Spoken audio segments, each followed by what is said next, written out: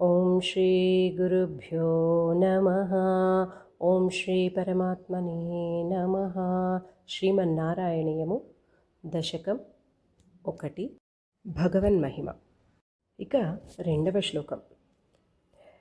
ఏవం దుర్లభ్యవస్తున్యపి సులభతయా హస్తలబ్ధే యదన్యత్ తన్వా వాచా ధియా వా భజతి బత జనః క్షుద్రతైవ స్ఫుటేయం.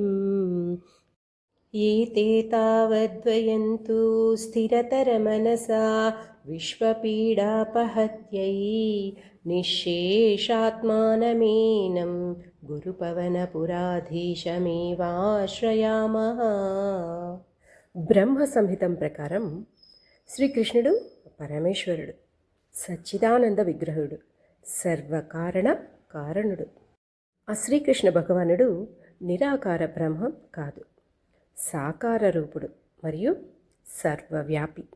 ఆ గోలోకంలో నివసిస్తూనే విశ్వాన్నంతటా నిండిపోయి ఉన్నాడనమాట.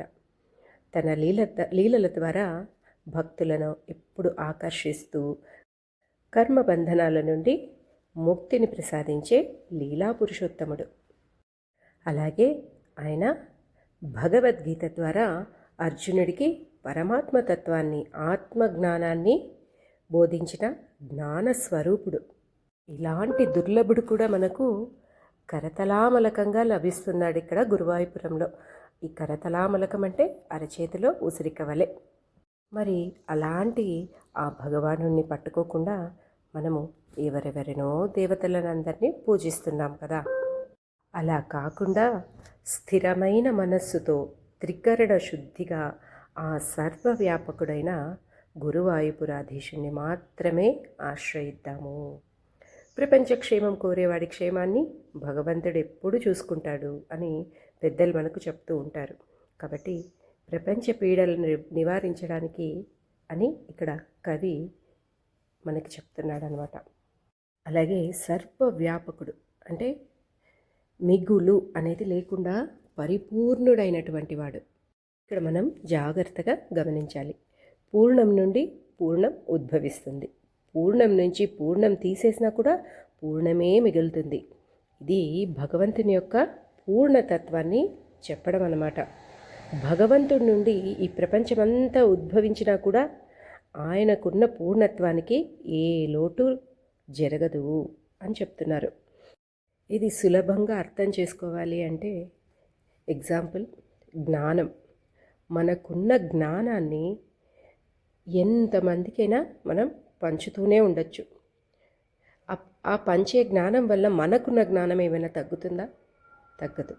అలాగే ఎవరిని ఎందుకు ఎలా ఆశ్రయిస్తున్నామో అనేటటువంటి దాన్ని తెలిపేటటువంటి శ్లోకం ఇది. మనం పరమాత్మని సగుణ నిర్గుణ ఆకారాలతో ప్రార్థిస్తాం. అంటే ఒక పంచదార చిలుక తీసుకున్నామంటే అందులోని పంచదార నిర్గుణం, అలాగే చిలక సగుణం. మనము ఇందులో దేన్ని ఉపాసించినా అందులో ఉన్న తత్వం ఒక్కటే అని నారాయణ భట్టతిరి గారు మనకి తెలియజేస్తున్నారు. ఇక 3వ శ్లోకం.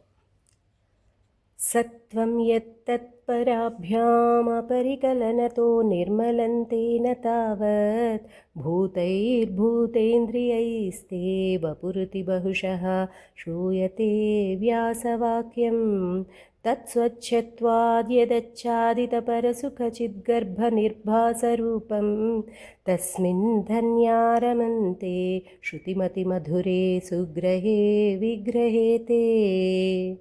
ఇక్కడ నారాయణ భట్టతిరి గారు ఆ గురువాయూరుపురంలో ఉన్న విగ్రహాన్ని గురించి వర్ణిస్తున్నారు.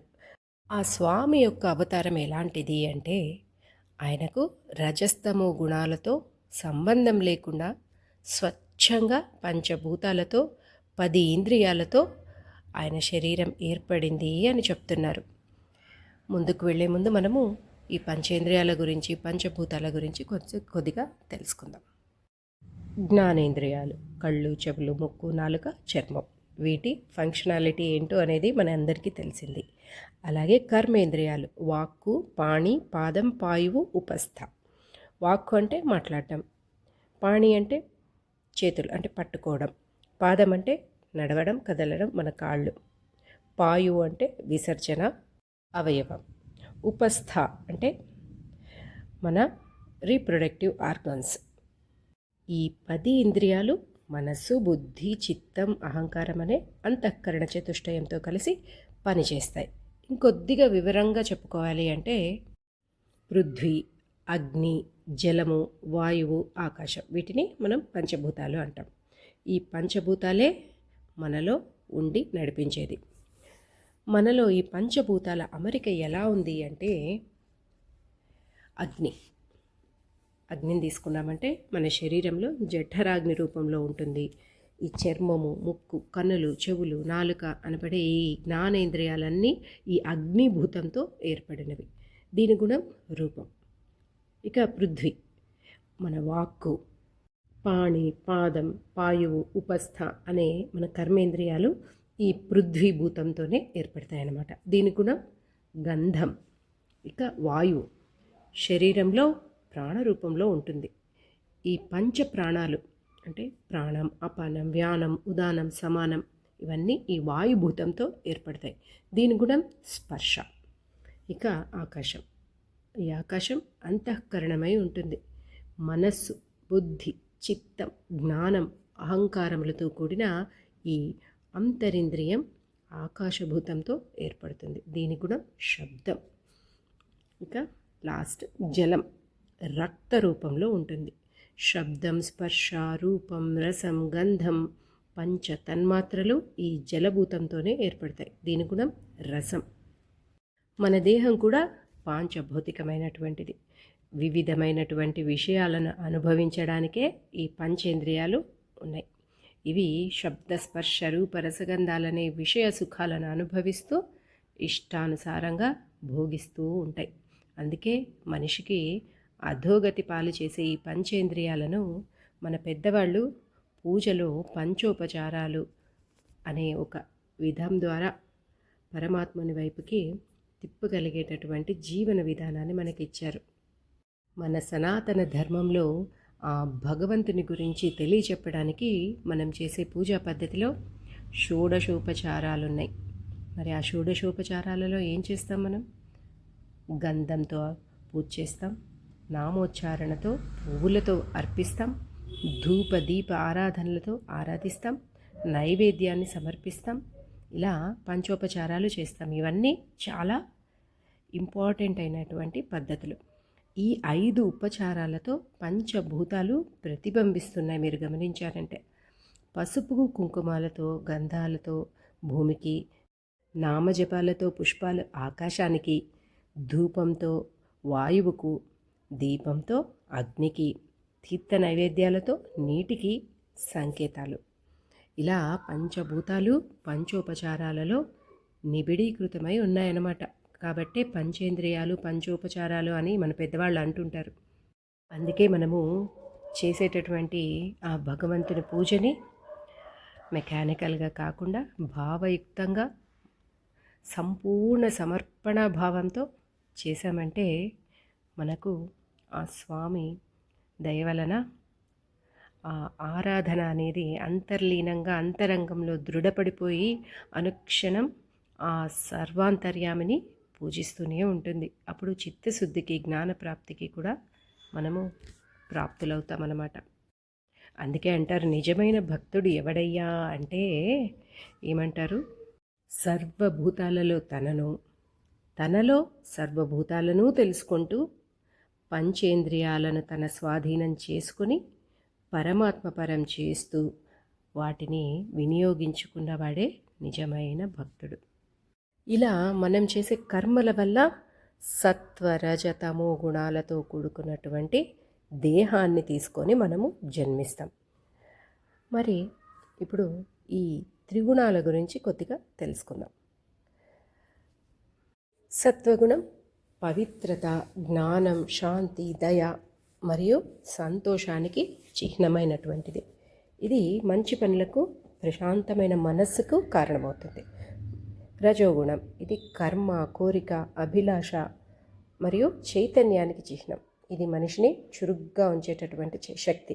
కానీ అదే సమయంలో ఆందోళనను కూడా కలిగిస్తుంది. ఇది తమో గుణం, ఇది అజ్ఞానం, జడత్వం అంటే సోమరితనం, చీకటి మరియు భ్రమకు చిహ్నం.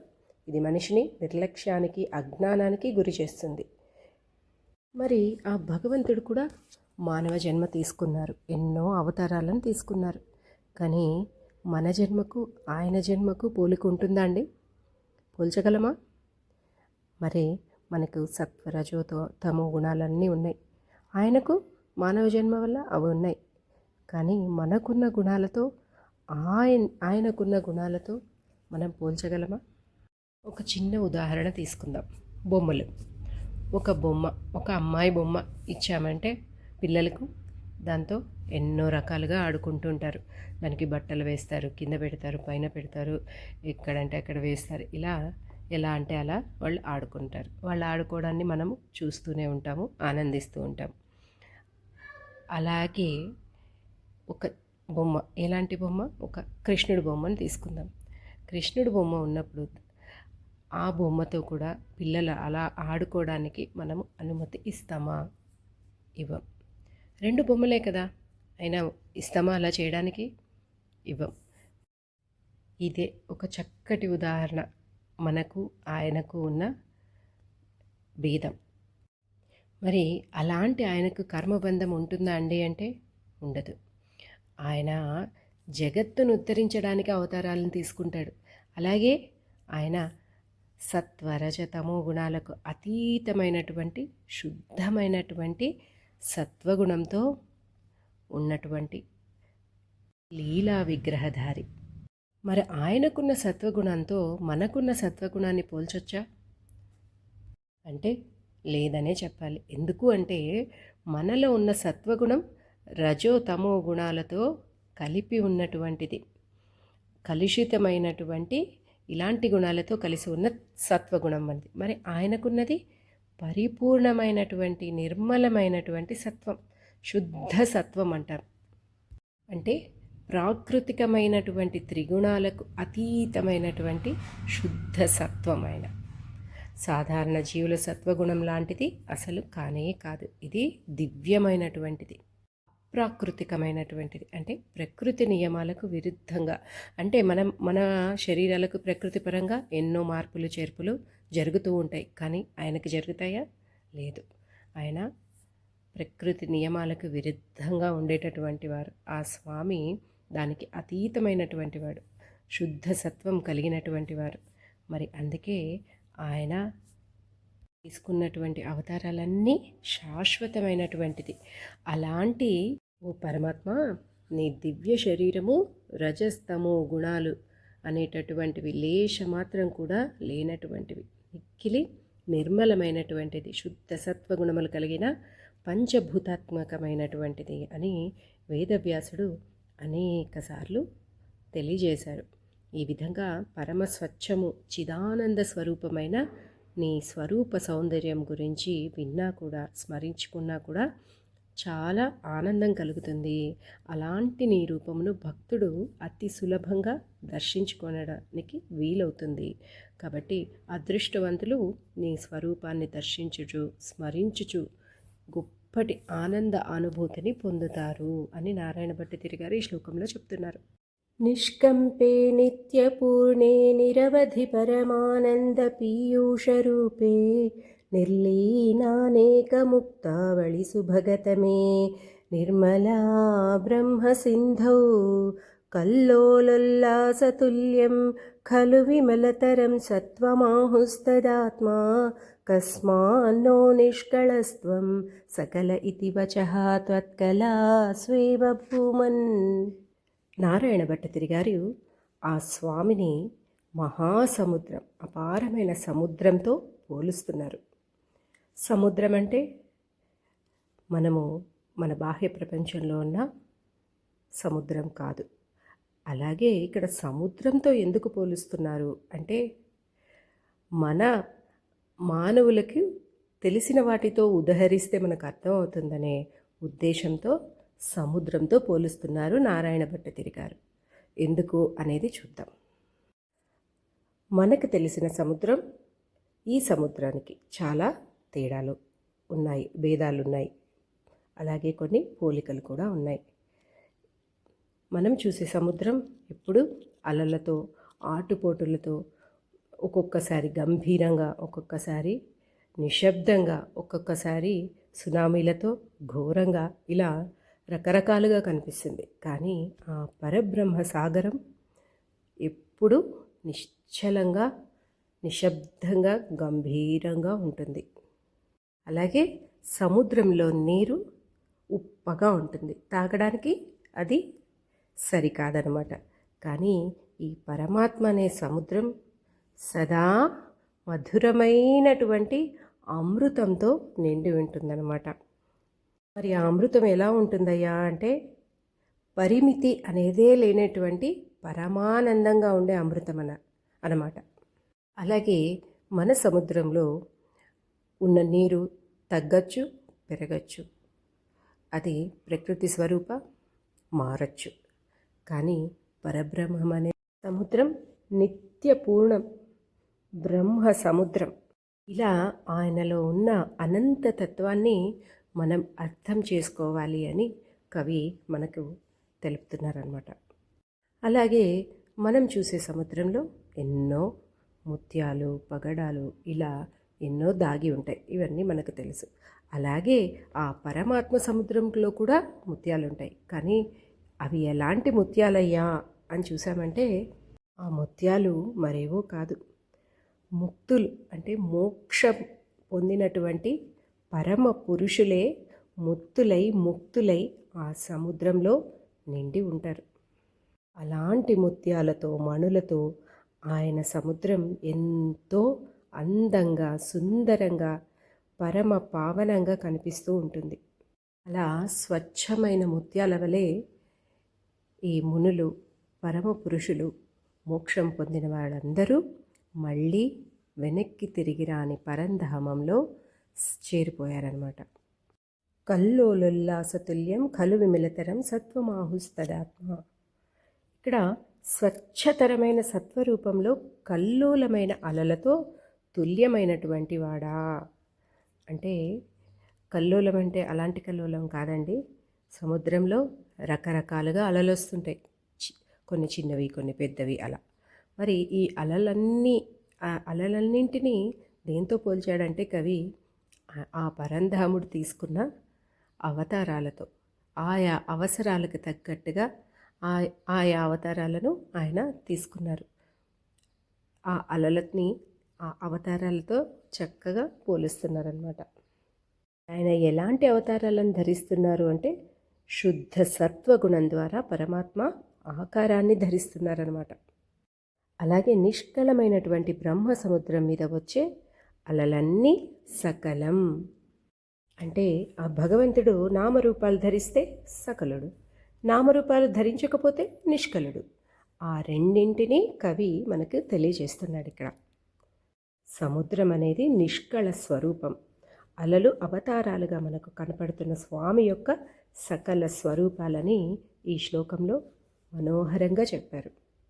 నిర్వ్యాపారోపి నిష్కారణమజ భజసే యత్క్రియామీక్షణాఖ్యాం తేనైవోదేతి లీనా ప్రకృతిరసతి కల్పాపి కల్పాదికాలే తస్యా సంశుద్ధమంశం కమపి తమతిరోధాయకం సత్వరూపం సత్వం ధృత్వా దధాసి స్వమహిమ విభవాకుంఠ వైకుంఠరూపం. మనకు వేదాలలో సృష్టి రహస్యం గురించి చక్కగా వివరించారనమాట. సృష్టి ఎలా జరిగిందో వేదాల్లో చెప్పబడింది. దాని గురించే భట్టతిరి గారు ఇక్కడ చెప్తున్నారు. మొట్టమొదట పూర్ణంగా, నిష్కారణంగా, నిర్వ్యాపారంగా అజుడై ఉన్నాడట ఆయన. అంటే కళ్ళు మూసుకొని ధ్యానంలో, యోగ నిద్రలో ఉన్నాడని అర్థం. అలాంటి ఆయన ఏ క్రియ లేని వాడైనప్పటికీ మాయాశక్తిని ప్రేరేపించే క్రియను చేశాడట. అంటే సృష్టిని చేయాలనే ఒక స్పందనను పొందావు అంటే ఈక్షణ అనే శక్తి కలిగింది. అప్పుడు నీ కళ్ళు తెరుచుకున్నాయి. ఇక మొట్టమొదటి సృష్టి ప్రారంభమైంది. ఎలా? ఆయన తెరుచుకున్న ఆ కనుచూపుతో ప్రారంభమైందట. మరి ఆ సృష్టి ఎలా ఉందయ్యా అంటే కల్పాపి కల్పాది కాలే. కల్పాపి అంటే కల్పాంతం. కల్పం అంతంలో లీనమైపోతుంది ప్రకృతి, నీలోనే లీనమవుతుంది. కల్పాది కాలే అంటే కల్పం యొక్క మొదటి భాగమందు మళ్ళీ వ్యక్తమవుతోందన్నమాట. అంటే బ్రహ్మాండాలన్నింటినీ ఆయన తను లీలగా తెరిచిన ఆయన కన్నులతో లీలామాత్రంగా పడడం జరిగిందనమాట. అలా సృష్టించిన ఈ సృష్టిలో ఆయన తన శక్తిని, చైతన్యాన్ని నింపారు. అంతేకాని దేనికి తాను అంటకుండా, అంటే అన్నీ తానే అయ్యారు కానీ ఏది తాను కాకుండా తన మాయాశక్తితో చేసే గొప్ప కృష్ణలీల. తనలోనే లీనమైనటువంటి ఆ మాయాశక్తి ఏంటి అంటే ప్రకృతి. అది సత్వతం రజస్తమో గుణాలతో ఉండి ఆయన నుండే జన్మించింది. పరిశుద్ధమైన శుద్ధ తత్వాన్ని స్వీకరించిన స్వరూపాన్ని ధరించాడు ఆయన. ఇది కూడా ఆయన యొక్క స్వమహిమ విలాసం, అంతేకాని మరొకటి కాదు అని ఇక్కడ నారాయణ భట్టతిరి గారు మనకి తెలుపుతున్నారు. అలాగే ఇక్కడ కల్పం అంటే 1000 మహాయుగాలు ఒక కల్పం. వర్తమాన కాలంలో మనం సంధ్యావందనంలో చెప్పే శ్వేతవరాహ కల్పం అంటాం కదా. ఇప్పటికి 6 మన్వంతరాలు గడిచాయి. ఇప్పుడు ప్రస్తుతం మనము 7వదైన వైవస్వత మన్వంతరంలో ఉన్నాం. ఒక్క మహాయుగం అంటే కృతయుగం, త్రేతాయుగం, ద్వాపరయుగం, కలియుగాలు. ఇవి 4ంటిని కలిపితే ఈ 4 యుగాల కాలాన్ని ఒక మహాయుగం అంటారు. ఈ మహాయుగంలో చివరిదైన కలికాలంలో ఇప్పుడు మనం ఉన్నామన్నమాట. తత్తే ప్రత్యగ్రధారాధరలలితకలా యావలీకేలికారం లావణ్యస్యైకసారం సుకృతిజనదృశా పూర్ణపుణ్యావతారం లక్ష్మీనిశ్శంకలీలానిలయనమమృతస్యందసందోహమంతః సించత్సంచింతకానాం వపురనుకలయే మారుతాగారనాథ. ఇక్కడ మారుతాగారనాథ అని సంబోధిస్తున్నారు నారాయణ భట్టతిరి గారు. మరి ఈ మారుతాగారనాథ ఎవరయ్యా అంటే ఆ వాయుదేవుడు గురువు కలిసి ఉన్న ఆ గురువాయూరప్ప. ఆయన దర్శనం ఎంత ఆనందాన్ని ఇస్తుంది అనేది విషయాన్ని ఈయన మనకి తెలియజేస్తున్నారు. మనకు ప్రత్యగ్రధారాధర లలిత కళ అని చెప్తున్నారు. అంటే వేసవికాలంలో ఎండలతో మండిపోయి అల్లాడుతూ ఉంటాం. ఆ వేసవికాలం వెళ్ళిపోయి వర్షాకాలం మనకి మొదలయ్యేటప్పుడు తొలకరి జల్లు, తొలకరి చినుకులు, తొలకరి వాన అంటాం. ఆ తొలకరి వాన పడగానే ఎంత హాయిగా ఉంటుంది. మనకే కాదు, పక్షులకు, జంతువులకు, ఈ మొక్కలకు అన్నిటికీ ఆనందంగా ఉంటుంది. ఆ తొలకరి జల్లుని పడినప్పుడు మనం ఎలాంటి ఆనందాన్ని ఆస్వాదిస్తామో అలాగే ఆ తొలకరి జల్లుకు కారణమైనటువంటి తొలి మబ్బులను చూసినా కూడా మనకు అంతే ఆనందం కలుగుతుంది. మరి మనకు ఈ తొలకరి జల్లు కానివ్వండి, ఈ తొలకరి మబ్బు కానివ్వండి కొత్తనా? కాదు కదా, ప్రతి సంవత్సరం మనం అనుభవించేదే. కానీ ప్రతి సంవత్సరము అంతే నిత్య నూతనంగా, అంతే కొత్త ఉత్సాహంతో చూడగానే ఎంతైతే ఆనందపడతామో ఆ స్వామిని మనము కొలిచేటప్పుడు కూడా అలాంటి ఆనందాన్నే, ఎప్పుడు నిత్య నూతనంగా ఉండే ఆనందమే ఉంటుంది. ఎలాగైతే ఆ నల్లటి మబ్బు నుండి పడిన తొలకరి జల్లుతో మన దాహార్తి తీరుతుందో అలాగే ఆ నీలమేఘశ్యాముణ్ణి కొలిచినప్పుడు కూడా మన హృదయాల్లో ఉన్న తాపాలన్నీ కూడా నశించిపోతాయి. అలాగే నారాయణ భట్టతిరి గారు స్వామి ఎంత అందంగా ఉన్నారో ఇక్కడ వర్ణిస్తున్నారు. లలిత కళా యావలి కేలికారం లావణ్యస్యైకసారం అంటూ ఆయన ఎలా ఉన్నాడంట? నీలమేఘంలాగా చల్లగా, నల్లగా, మెత్తగా, సుకుమారంగా, ముట్టుకుంటే కందిపోతాడన్నంత మెత్తగా ఉన్నారట. అలాగే కళాయావలి కేలికారం, ఇరుగుడు పుష్పంలాగా. ఇరుగుడు పుష్పం అంటే అది చాలా సుకుమారంగా, సున్నితంగా, మెత్తగా ఉండే పుష్పం అన్నమాట. దానిలాగా శ్యామలంగా ఉన్నారట, మెత్తగా ఉన్నారట. అలాగే లావణ్యస్యైకసార, లావణ్యం అంటే సృష్టిలో ఉన్న లావణ్యాలు అందమైనవన్నింటినీ కలిపినా కూడా ఆయన అందానికి ముందర సాటి రావట. అంతటి అందంతో మెరిసిపోతున్నారు. కృష్ణ పరమాత్ముడు లావణ్యస్యైక సారం. మనం ఊహించలేనటువంటి ఆనందాలన్నింటినీ కలిసి ఉన్న ఒకే ఒక్క సారమైన పదార్థము. ఇక దానికి మించింది ఇంకేమైనా ఉంటుందో చెప్పండి. మరి ఇలాంటి ఆనంద స్వరూపుడైన భగవంతుడి దర్శన భాగ్యం ఎవరికి కలుగుతుందయ్యా అంటే సుకృతి జనదృశాం పూర్ణ పుణ్యావతారం. సుకృతం చేసుకున్నవాడికి, ఎవడైతే పుణ్యాత్ముడో అలాంటి వాళ్ళకి ఈ పూర్ణ పుణ్యావతార దర్శనం లభిస్తుందట. అలాగే లక్ష్మీ నిశంకలీలా నిలయనమృత స్యంద సందోహమంత. ఆ లక్ష్మీదేవి నిశంకతో అక్కడ నివసిస్తూ ఉంటుంది.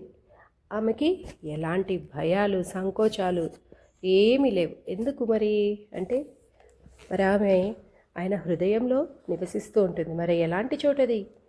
ఐశ్వర్యానికి, శోభకి, కాంతికి అది సహజమైన స్థానం. అలాంటి చోటులో ఆమె నిశ్శంకంగా నివసిస్తూ ఉంటుంది.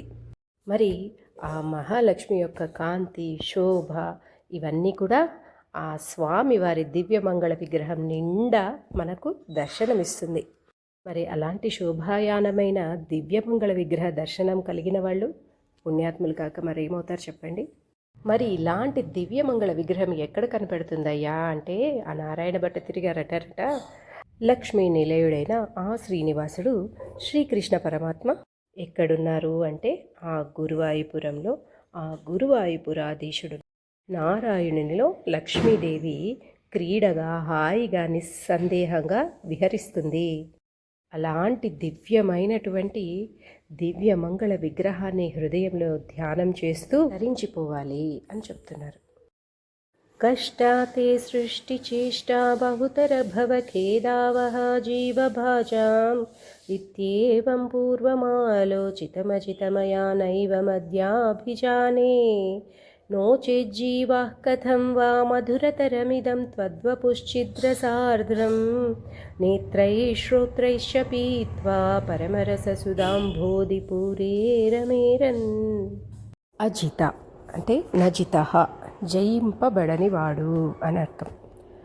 జయింపబడనివాడా అంటే మాయకు వశము కానటువంటి వాడా ఓ కృష్ణ, నీ సృష్టి చేష్ట కష్టభరితమైనది. నువ్వు చేసిన ఈ సృష్టి ఎంతో కష్టభరితమైనది. సంసారాలకు సంబంధించిన సుఖదుఖాలను పుట్టించినటువంటిది, ఈ జీవులను విడగొట్టినటువంటిది, అనగా మరణాన్ని కలిగినటువంటిది అని పూర్వం ఆలోచించేవాడిని. కానీ ఇప్పుడు నేను ఆ విధంగా ఆలోచించడం లేదు అని నారాయణ భట్ట గారు చెప్తున్నారు.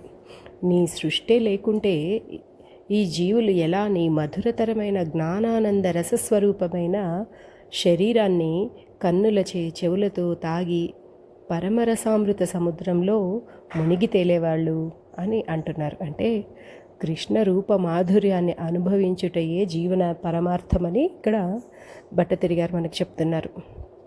చెవుల ద్వారా రసాన్ని తాగడం అంటే ఆస్వాదించడం, విని ఆస్వాదించడం. దీన్ని ఎలా చెప్తున్నారు అంటే వాల్మీకి గారు, రామాయణం అనే తేనెని చెవులు అనే దోసిళ్లతో ప్రతిరోజు ఎవరైతే తాగుతారో వారు జన్మ, వ్యాధి, ముసలితనం, ఆపదలు, మరణం లాంటి బాధలతో ఉన్న ఈ సాంసారిక జగత్తుని వదిలి శాశ్వతంగా ఆ విష్ణు స్థానమైన వైకుంఠానికి చేరుతారు.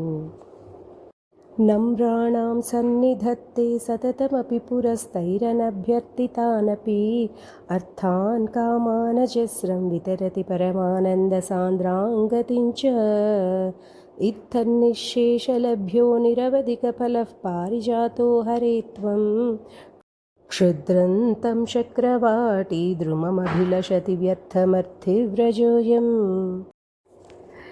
నమస్కారం అంటే మన అహంకారాన్ని వదిలి చేసేదే నమస్కారం. ఇది మనం ఒకసారి ఆల్రెడీ చెప్పుకున్నాము. తల ఎత్తితే ఏ చెట్టు పండైనా కనపడి దొరుకుతుంది, మనం కోసుకుంటాం. కల్పవృక్షం అలాంటిది. అది మెడ ఎత్తి చేయి చాచి అందుకున్న వారికి మాత్రమే ఫలాన్నిస్తుంది. కానీ తల దించి నమస్కరిస్తే శ్రీహరి అనే కల్పవృక్షం నుండి మనం కోరుకున్న ఫలం కింద పడి మనకి లభిస్తుందట. అలా ఓ శ్రీహరి, నిన్ను శరణు కోరిన భక్తులు ముందర నువ్వు కల్పవృక్షంలా లభిస్తావు. ఎప్పుడు అడగని వారికి కూడా అర్థకామాలను, పరమానంద మోక్ష విశేష మార్గాలను ఇస్తావు. ఈ విధంగా అశేషంగా, అంటే శేషం అనేదే లేకుండా లభింపచేస్తూ నిరవధిక ఫలాలను ఎల్లప్పుడూ, ఎండ్ అనేదే లేకుండా ఎప్పుడు ఫలాలను అనుగ్రహిస్తూ కల్పవృక్షము వలె నువ్వుండగా తెలియని పామరులు ఏం చేస్తున్నారు? ఆ ఇంద్రుని నందనోద్యానంలో ఉన్న కల్పవృక్షమే నిజమైందని అనుకుంటున్నారు. ఇంతకన్నా వ్యర్థమైన పని ఇంకొకటి లేదు అంటూ నారాయణ భట్టతిరి గారు చెప్తున్నారు. కారుణ్యాత్ కామమన్యం దదతి ఖలు పరే స్వాత్మదస్త్వం విశేషాత్ ఐశ్వర్యాదీశతేన్యే జగతి పరజనే స్వాత్మనోపీశ్వరస్త్వం త్వయ్యుచ్చైరారమంతి ప్రతిపదమధురే చేతనాస్ఫీతభాగ్యాః త్వంచాత్మా రామయే వేత్ అతులగుణగణాధార శౌరే నమస్తే. ఈ శ్లోకంలో నారాయణ భట్టతిరి గారు ఆ కృష్ణుడి యొక్క పాదాలని నమస్కారం చేస్తూ ఇలా చెప్తున్నారు. ఏమని? ఓ స్వామి, ఓ పరంధామ, దయతో ఇతర దేవతలు కోరికలను తీరుస్తూ ఉంటారు కదా, వారిని మించిన దయతో భక్తులకు నువ్వు నీ ఆత్మనే ఇస్తావు. ఇతర దేవతలు తమ తమ విశేష ఐశ్వర్యాల వల్ల ఈ ప్రపంచాన్ని పాలిస్తూ ఉంటారు. నువ్వు ఆ దేవతలతో సహా అందరినీ అంతరంగికంగా పాలిస్తూ ఉంటావు. నీ యందు ఎలుగెత్తి ప్రతిపదమధురమైన నీ పేరుని, రూపాన్ని ధ్యానిస్తూ విస్తృతమైన భాగ్యాలతో నువ్వే ఆత్మారాముడువని భక్తులు ఆనందం పొందుతుంటారు. అలాంటి సాటి లేని గుణ సమూహాలకు ఆధారమైన వాడా శ్రీకృష్ణ, నీకు నా నమస్కారం అని చెప్తున్నారు. విశ్వంలో అత్యంత ఉత్కృష్టమైనది కృష్ణ భక్తి. ఆ కృష్ణ భక్తికి దూరంగా ఉంటూ వేరే దేవీ దేవతలందరినీ కోరికలతో పూజిస్తూ ఉంటారు. సాక్షాత్ ఆ పరమాత్మ ఉండగా వేరే దేవీ దేవతల మీద భక్తి ఎందుకు కలుగుతుంది అంటే, తనపైన కాకుండా ఇతర దేవతలపైన భక్తి కలగడం అన్నది ఆ పరమాత్ముడు చేసే మాయలో ఒక భాగమేనండి. ఎవరైతే తమ కోరికలు తీర్చుకోవడానికి వేరే దేవీ దేవతలను ఉపాసిస్తూ ఉంటారో, కోరికలు తీరడానికి కావలసిన భక్తిని, దృఢత్వాన్ని ఇచ్చి ఆ కోరిక నెరవేరడానికి స్వయంగా ఆ పరమాత్మే సహాయం చేస్తూ ఉంటాడు. ఆ ఆత్మలో ఉన్న పరమాత్మే వారిలో ఉన్న ఆ భక్తిని స్థిరపరిచి వారికి కావలసిన భోగభాగ్యాలను పొందేలా చేస్తారు. అంటే ఇక్కడ మనం అర్థం చేసుకోవాల్సింది ఏంటి అంటే, ఆ దేవతల ద్వారా ఆ భోగభాగ్యాలను పొందేలా చేయడానికి కారణం కూడా కృష్ణ పరమాత్ముడే. ఇక్కడ మనకు తెలియంది ఏంటి అంటే, ఇతర దేవతలకు వరాలనిచ్చే శక్తిని ఎవరయ్యా ఇస్తారు అంటే స్వయాన కృష్ణ పరమాత్ముడే. దీన్నే మనం అర్థం చేసుకోవాలి అని నారాయణ భట్టతిరి గారు చెప్తున్నారు. ఐశ్వర్యం శంకరాదీశ్వర వినియమనం విశ్వతేజోహరాణం తేజస్సంహారి వీర్యం విమలమపి యశో నిస్పృహైశ్చోపగీతం అంగాసంగా సదా శ్రీరఖిల విదసిన క్వాపి తే సంగవార్తా తద్వాగారవాసిన్మురహర భగవచ్చబ్దముఖ్యాశ్రయోసి. ఈ శ్లోకంలో మనకు నారాయణ భట్టతిరి గారు భగవంతుడి గురించి వివరిస్తున్నారు. ఇక్కడ భగవంతుడు అంటే అర్థం ఏంటి అని చూసామంటే, భగవంతుడు అంటే ఏంటి? మంచి గుణాలు కలిగిన వారిని మనము గుణవంతులు అంటాం. బాగా ధనం ఉన్న వాళ్ళని ధనవంతులు అంటాం. మంచి శీలం ఉన్న వాళ్ళని శీలవంతులు అంటాం. అలాగే అందమైన రూపం కలిగిన వారిని రూపవంతులు అంటాం. మరి భగవంతుడు అంటే ఎవరు? భగవంతుడి నిర్వచనం శ్రీ పరాశర మహర్షి, అంటే వ్యాస భగవానుని తండ్రి మైత్రేయ మహర్షికి శ్రీ విష్ణు పురాణం బోధిస్తుండగా ఇలా వివరిస్తారు. ఐశ్వర్యస్య సమగ్రస్య వీర్యస్య యశస శ్రీయః జ్ఞానవైరాగ్య యోశ్చైవ షణ్ణాం భగ ఇతీరణ. సమగ్రైశ్వర్యము, వీర్యము, యశము, శ్రీ, జ్ఞానము, వైరాగ్యములైన ఆరింటిని భగము అని వ్యవహరిస్తుంటారు. ఇంకా వివరంగా చెప్పుకోవాలి అంటే మాహాత్మ్యం, ధైర్యం, యశస్సు, సంపద, జ్ఞానము, వైరాగ్యం, ఈ ఆరింటిని షడైశ్వర్యాలు అంటారు. వీటికే భగ అనేటటువంటి పేరు. ఈ 6 ఐశ్వర్యాలను సంపూర్ణంగా కలిగి ఉండటం వల్లనే భగవంతుడు అని పేరు. మాహాత్మ్యం పవిత్రత వల్ల సిద్ధిస్తుంది. పవిత్రాణం పవిత్రం యో మంగళానాంచ మంగళం అని వేదశాస్త్ర పురాణ ఇతిహాసాలు దేవుణ్ణి కీర్తిస్తుంటాయి. దేవుడు సంపూర్ణ పవిత్ర స్వరూపుడు కాబట్టి సంపూర్ణ మహాత్మ్యం కలిగి ఉంటాడు. అనుభవపూర్వకంగా చూసామంటే మనం ఏ విషయంలో పవిత్రంగా ఉంటామో ఆ విషయంలో మహాత్మ్యం సిద్ధిస్తుంది. ఉదాహరణకు తల్లిదండ్రులు తమ సంతానం విషయంలో ఎలాంటి కల్మషం లేని పవిత్రతతో ఉంటారు. కాబట్టి పిల్లల విషయంలో తల్లిదండ్రులకు తమ దీవెనలు ఫలించగలిగే మహాత్మ్యం సిద్ధిస్తుంది. ఇలా ఏ విషయంలో మనం పవిత్రతను కలిగి ఉంటామో ఆ విషయంలో మహాత్మ్యం ఏర్పడడానికి మనం గమనించవచ్చు. ఎక్కడ మహాత్మ్యం ఉంటుందో అక్కడ నమస్కార యోగ్యత కూడా ఏర్పడుతుంది. నమస్కారం వల్ల అవతల వ్యక్తి మహాత్మ్యాన్ని, ఆశీర్వాదాన్ని మనం స్వీకరించగలుగుతాం. అందుకే పవిత్రంగా జీవించే సాధువులకు, మహాత్ములకు, బ్రాహ్మణులకు, పెద్దలకు నమస్కరించే పద్ధతి మన సనాతన ధర్మంలో సాంప్రదాయ సిద్ధంగా వస్తూ ఉంది. ధైర్యం. ఇక ధైర్యం దేనివల్ల కలుగుతుంది? భయం లేకపోవడం వల్ల. మరి భయం ఎలా పుడుతుంది అంటే భయం అజ్ఞానం వల్ల కలుగుతాయి. ఎక్కడ తెలియనితనం ఉంటుందో అక్కడ భయం ఉంటుంది. అది తెలిసిన తర్వాత ఆ భయం అనేది పోతుంది. ఇక మిగతా భయాలు మనకి ఏంటి అంటే ఆరోగ్యం, ఆయుష్, సంపదలు, పరివారము, అధికారము, కీర్తి, సౌఖ్యం, ఇలా చాలా ఐశ్వర్యాలు ఎక్కడ నశించిపోతాయో అనే కారణం నుండి భయం పుడుతుంది. ఇక దేవుడు వేదస్వరూపుడు అంటే జ్ఞానస్వరూపుడు. ఇక అతనికి అజుడని కూడా పేరు, అంటే పుట్టుక లేనివాడు అని. అలాగే అచ్యుతుడు, నాశనం అనేదే లేనటువంటి వాడు. శ్రీధరుడు అంటే సమస్త ఐశ్వర్యాలను ధరించినవాడు. కాబట్టి సంపూర్ణ ధైర్యం అనే ఐశ్వర్యం అతనిని సేవిస్తూ ఉంటుంది. యశస్సు. యశస్సు అంటే స్వచ్ఛమైన కీర్తి. క్రియాశీలత వల్ల కీర్తి, నిష్క్రియత్వం వల్ల అపకీర్తి ఏర్పడుతుంది. నీరు నిరంతరం ప్రవహిస్తూ క్రియాశీలంగా ఉండటం వల్ల నదిలా మారి అందరితో పూజించబడుతూ ఉంటుంది. అందరితో పూజించబడుతూ కీర్తిని కూడా పొందుతుంది. ఆగిపోయిన నీరు నిష్క్రియత్వం వల్ల మురికి గుంటలా మారి అందరితో అసహ్యించబడుతూ అపకీర్తిని పొందుతుంది.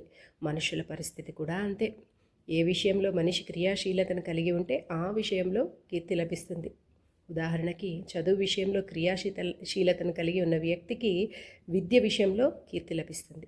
ధన సంపాదన విషయంలో క్రియాశీలతను కలిగి ఉన్న వ్యక్తికి ధనవంతుడనే కీర్తి లభిస్తుంది. ఇలా ఏ విషయంలో క్రియాశీలత ఉంటుందో ఆ విషయంలో సహజంగానే కీర్తి లభిస్తుంది. ఇంకా సంపూర్ణ క్రియాశీలుడైన ఈశ్వరుణ్ణి యశస్సు అనేది ఐశ్వర్యం నిరంతరం సేవిస్తూ ఉంటుంది. సంపద.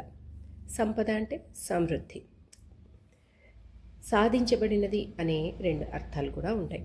సమృద్ధి, సాధించబడినది అనేది తృప్తిపరిచేది, అవసరాలను తీర్చేది సంపద. సంపద 2 రకాలుగా సృష్టించబడుతుంది. ఎలాగా అంటే ఇతరుల అవసరాలను నెరవేర్చగలిగే శక్తి పెరుగుతున్న కొద్దీ సంపద సృష్టి జరుగుతూ ఉంటుందట. ఒక కూలీ నుండి బిల్ గేట్స్ వరకు ఎవరినైనా చూడండి, వాళ్ళు ఇతరుల అవసరాలను ఎంతగా నెరవేరుస్తూ ఉంటారో అంతగా వారి వద్ద సంపద వృద్ధి పొందుతూ ఉంటుంది. శారీరకంగా, మానసికంగా, ఆధ్యాత్మికంగా ఏ రంగంగా చూసినా ఇతరుల అవసరాలను తీర్చగలిగే శక్తే శ్రీమంతుడు కావడానికి ప్రధాన కారణం. ఇది మనందరికీ అనుభవపూర్వకమే. ఇక రెండవది క్రియాశక్తి వల్ల లక్ష్మీదేవి క్రియాశక్తి స్వరూపమని పురాణాలు వర్ణిస్తున్నాయి. సంపద అనేది శ్రమకు ప్రతిఫలం. శ్రమించడం వల్ల కూడా సంపద సృష్టి జరుగుతుంది. శ్రమించే తత్వం పెరుగుతూ ఉంటే తనలో ఉన్న ఇచ్ఛాశక్తిని, జ్ఞానశక్తిని క్రియారూపంలో మార్చడం వల్ల సంపద సృష్టించబడుతూ ఉంటుంది. ఈ 2 రకాలుగా కాకుండా ఇతరులచే సృష్టించబడిన సంపదను కొల్లగొట్టేవారు కూడా కొందరు ఉంటారు. వీరు ఇహ పర లోకాలలో పతనం చెందుతారని మనకు శాస్త్రం చెప్తుంది. ఎందుకంటే సంపద అంటే డబ్బు బంగారం అనే కాదు, అవి సంపదకు బదులుగా వినియోగించే వినిమయాలు మాత్రమే. ఒక దేశంలోని డబ్బుకు మరో దేశంలో విలువ ఉంటుందా? అలాగే భూలోకంలో ఉండే వినిమయాలన్నీ మరో లోకంలో చెల్లవు. కానీ ఇతరుల అవసరాలను తీర్చగలిగే నైపుణ్య శక్తి, క్రియాశక్తి ఆ జీవుడు ఏ లోకంలో ఉన్న సంస్కార రూపంలో అతని వెన్నంటి ఉండి అతన్ని ఐశ్వర్యవంతుడిగా నిలుపుతుంది. ఇక ఈ సమస్త సృష్టి అవసరాలు తీర్చడం వల్ల, సంపూర్ణ క్రియాశీలత్వం వల్ల ఈశ్వరుణ్ణి సంపద అనే ఐశ్వర్యం సేవిస్తూ ఉంటుంది. 5వది జ్ఞానం. తత్వశాస్త్రం పరంగా చూస్తే జ్ఞానం అనేది పొందబడేదే కానీ కోల్పోయేది కాదు. అది ఎప్పుడు ఎల్లప్పుడూ శాశ్వతంగా ఉండేది. అది ఆత్మస్వరూపంగా ఉంటుంది. దాన్ని మనకున్న ఏకాగ్రతను బట్టి కొద్ది కొద్దిగా అనుభవంలోకి తెచ్చుకుంటూ ఉంటాం. ఒక వ్యక్తిలో ఉన్న ఏకాగ్రత శక్తిపైన అతని జ్ఞానం ఆధారపడి ఉంటుంది. ఏ విషయంలో ఏకాగ్రత చూపుతాడో ఆ విషయ సంబంధ జ్ఞానం అతనికి లభిస్తుంది. ఏకాగ్రత సంపూర్ణ స్థాయికి చేరినప్పుడు సంపూర్ణ జ్ఞానం అనుభవంలోకి వస్తుంది. అలాంటి వ్యక్తులను ఆత్మజ్ఞానులు అంటాం. వారి వ్యక్తిగత చైతన్యం విశ్వస్థాయికి ఎదగడం వల్ల వారికి కూడా సర్వజ్ఞత్వం సిద్ధిస్తుంది. ఈ విశ్వంలోని సమస్త నియమాలను సృష్టించి ఒక నియతిని ఏర్పాటు చేయడం వల్ల ఈశ్వరునికి నియంత అనే మరో పేరుంది. ఆ నియమాలపైన ఏకాగ్రత నిలిపి పరిశోధించడాన్ని మనం శాస్త్ర విజ్ఞానం అని అంటున్నాం. ఇలా సర్వవ్యాపకుడు, విశ్వరూపుడు, నియంత అయిన ఆ పరమాత్మను జ్ఞానం అనేది ఐశ్వర్యం సదా సేవిస్తూ ఉంటుంది. ఇక 6వది వైరాగ్యం. వైరాగ్యం సంతృప్తితో కూడిన త్యాగమే అని అంటారు. ఈశ్వరునికి నిరంజనుడని పేరు. అంటే దేనికి అంటకుండా కేవలం సాక్షీభూతంగా మాత్రమే ఉండే వైరాగ్య సంపన్నుడు అని అర్థం. వైరాగ్యం అనేది సమృద్ధిని దాటిన స్థితి. హిమాలయాల్లో పరుసవేది అనే మూలుకుంటుందట. ఆ వేరుతో ఏ లోహాన్ని ముట్టినా ఆ లోహం బంగారంగా మారిపోతుందట. మరి అలాంటి పరుసవేదిని కలిగి ఉన్న వ్యక్తి గుట్టలు గుట్టలుగా బంగారాన్ని పోగు చేస్తాడా? ఆ వేరును మాత్రం దగ్గరుంచుకొని అవసరం ఉన్నంత వరకే వాడుకుంటాడు. అతనికి ధనాన్ని సంపాదించాలనే కోరిక, ఆశ వంటివి ఏమీ ఉండవు. అంటే ధన విషయంలో వైరాగ్యం లభించిందనమాట అతనికి. అసంతృప్తితో, అశక్తతతో వచ్చేది వైరాగ్యం కాదు. అది ఒక బలహీనత అంతే. ఒక నపుంసకుడు సన్యాసిగా మారితే అది వైరాగ్యం కాదు. ఒక నిజమైన పురుషుడు సన్యాసిగా మారితేనే అది నిజమైన వైరాగ్యం. మన దేశంలో చాలామంది మిథ్యా వైరాగ్య సంపన్నులు ఉంటారు. నాకు ధనం మీద ఆశ లేదు అంటుంటారు. మళ్ళీ కష్టపడకుండా తీరగా ధనం వస్తే మాత్రం సంతోషిస్తారు. 1 కోటి రూపాయలు కష్టపడి సంపాదించి దానిపై బంధం లేకుండా సంతృప్తితో దానం చేయగలిగితే అది వైరాగ్యం అవుతుంది. వైరాగ్యం అనేది తేలికగా వచ్చే ఐశ్వర్యం కాదు. అది ఇంతకుముందు చెప్పినట్టు సమృద్ధిని దాటిపోయిన స్థితి. ఎవరో కొందరు వివేకానందుని వంటి వాళ్ళు మాత్రమే అలాంటి మహాత్ములు అవుతారు. నిజమైన వైరాగ్య సంపన్నులుగా ఉంటారు. ఇక దేవునిది అన్ని విషయాల్లో సమృద్ధిని దాటిన స్థితి. కాబట్టి ఈ వైరాగ్యం అనేటటువంటి ఐశ్వర్యం అతన్ని నిరంతరంగా సేవిస్తూ ఉంటుంది. ఇలా ఈ 6 ఐశ్వర్యాలను కలిపే భగ అని పేరు. వీటన్నింటిని కలిగి ఉండటం వల్ల ఆ పరమేశ్వరునికి భగవంతుడని పేరు. మనలో కూడా ఈ 6 ఐశ్వర్యాలు అంశమాత్రంగానే ఉంటాయి. మన ప్రవర్తనను బట్టి ఆయా ఐశ్వర్యాలు వృద్ధి పొందుతూ ఉంటాయి. ఈ సృష్టి మొత్తం వ్యాపించి ఉండి దాని ఉత్పత్తి, పెంపు, లయాలకు ఎవరైతే కారణమవుతున్నారో అతనినే భగవంతుడు, దేవుడు అని అంటున్నారు మన ఋషులు. మరి ఆ దేవుడు మన కళ్ళకి ఎందుకు కనపడడు అనే సందేహం మనలో చాలామందికి ఉంటుంది. దాన్ని పరిశీలిస్తే పాంచభౌతికమైన మన శరీర అవయవాలకు ఉన్న శక్తి చాలా పరిమితం. ఉదాహరణకి మన కాళ్ళతో మనము ఈ ప్రపంచాన్ని అంతా నడిచి వచ్చేయగలమండి? అంతటి శక్తి ఉందా? లేదు. మన చేతులతో కైలాస పర్వతాన్ని ఎత్తి పట్టుకోగలమా? అంత శక్తి లేదు. మన కళ్ళు అతి విస్తృతమైన పదార్థాన్ని కానీ, అతి సూక్ష్మమైన పదార్థాన్ని అంటే చాలా పెద్దదాన్ని కానీ, చాలా చిన్నది కానీ చూడగలమా? చూడలేం. వాటికంత శక్తి లేదు. ఆకాశం మన కంటికి కనిపించదు, చూస్తున్నామని అనుకోవడం మన భ్రమ. అతి సూక్ష్మ క్రిమి అయిన అమీబాని మనము మైక్రోస్కోప్ సహాయంతోనే చూస్తున్నాం, అవునా లేదా? మరి మన కళ్ళకు అంత శక్తి లేదు కనుకనే మనం ఆ మైక్రోస్కోప్ని ఆశ్రయిస్తున్నాం. మరి ఈ కళ్ళతో దేవుణ్ణి చూసిన ఋషులు ఉన్నారు కదా అని మీరు అడగచ్చు. మరి మన కళ్ళు భౌతికమైన పదార్థాలను మాత్రమే చూడగలవు. మనోనేత్రం అభౌతికమైన పదార్థాలను దర్శిస్తుంది. దేవుడు ఆ మనోనేత్రానికే దర్శనమిస్తాడు. తను సంకల్పించినప్పుడు మాత్రమే మన భౌతిక నేత్రాల ముందు ప్రత్యక్షమవుతారు. ఇక్కడ మనం ఒకటి గమనించాలి, చూడటానికి దర్శించడానికి చాలా తేడా ఉంది. మరి మన మనోనేత్రంతో దేవుని దర్శించడం ఎలా అంటే పంచభూతాల శక్తుల సమ్మిళితమే. భూలోక జీవుల శరీర నిర్మాణం, అందుకే ఈ లోకంలో జీవులన్నీ భూమిని ఆశ్రయించి జీవిస్తుంటాయి. పంచభూతాల తత్వాలు మన శరీరాన్ని ఆవహించి ఉన్నంత వరకు వాటికి అతీతంగా ఉండే పరమాత్మ మన కళ్ళకు దర్శనం ఇవ్వడు. ఆ దేవదేవుని దర్శించాలంటే పంచభూత తత్వాలను, వాటి గుణాలను త్యజించాలి. ఏంటి వాటి గుణాలు, తత్వాలు అంటే అప్పుడే మనం ఒక్కసారి చెప్పుకున్నాం, మళ్ళీ ఇంకొకసారి చెప్పుకుందాం. ఆకాశానికి ఉన్న ఒకే ఒక గుణం శబ్దం. వాయుకున్న గుణాలు 2. ఏంటవి? శబ్దము, స్పర్శ. అగ్నికున్న గుణాలు 3. శబ్దము, స్పర్శ, రూపము. జలముకున్న గుణాలు 4. శబ్ద, స్పర్శ, రూప గుణాలు. భూమికున్న గుణాలు 5. శబ్ద, స్పర్శ, రూప, రసగంధాలు. ఈ 5 గుణాలు పాంచభౌతిక తత్వాలు గల మన శరీరానికి ఉన్నాయి కనుకే మనం ఈ భూమిని ఆశ్రయించి జీవిస్తున్నాం. జలము, గంధము అనే గుణాన్ని త్యాగం చేయడం వల్ల మనం నీటిని చేతిలో పట్టుకోలేం. నీటిని మనం చేతిని ఆధారంగా మాత్రమే ఉంచగలుగుతాం. ఆ నీటికి ఆధారంగా మాత్రమే ఉంచగలుగుతాం, కానీ పట్టుకోలేం. కొంతసేపటి తర్వాత ఆ నీరు జారిపోతుంది, ఆవిరైపోతుంది, అంతేకాని మనం దాన్ని బంధించలేం. అలాగే అగ్ని, రసగంధములు అనే గుణాలను త్యాగం చేయటం వల్ల అగ్నిని కళ్ళతో చూడగలమే కానీ తాకగలమా? తాకితే చేకాలుతుంది. ఇక వాయువు, రసగంధ రూపాలనే గుణాలను త్యాగం చేయడం వల్ల మనము వాయువును మన కళ్ళతో చూడలేం. వాయువే తనంతట తాను మనల్ని స్పృశించి తాకి తన ఉనికిని తెలియజేస్తుంది. ఇక ఆకాశం, రసగంధ రూప స్పర్శలనే గుణాలను త్యాగం చేయడం వల్ల అది మన కళ్ళకు కనిపించకుండా తను ఉన్నానని మనల్ని భ్రమింపజేస్తుంది. కేవలం ఒకే ఒక గుణమున్న శబ్దం ఆకాశాన్నే మనం చూడలేనప్పుడు ఏ గుణము లేని ఆ పరబ్రహ్మ ఎలా ఈ భౌతిక నేత్రానికి కనిపిస్తాడు? ఆలోచించండి. అలా చూడాలంటే మన మనోనేత్రాన్ని తెరవాలి. మరి దాన్ని తెరవాలంటే ఈ పాంచభౌతిక తత్వాలైన గుణాలను అనగా ప్రాపంచిక విషయవాసలను త్యజించాలి.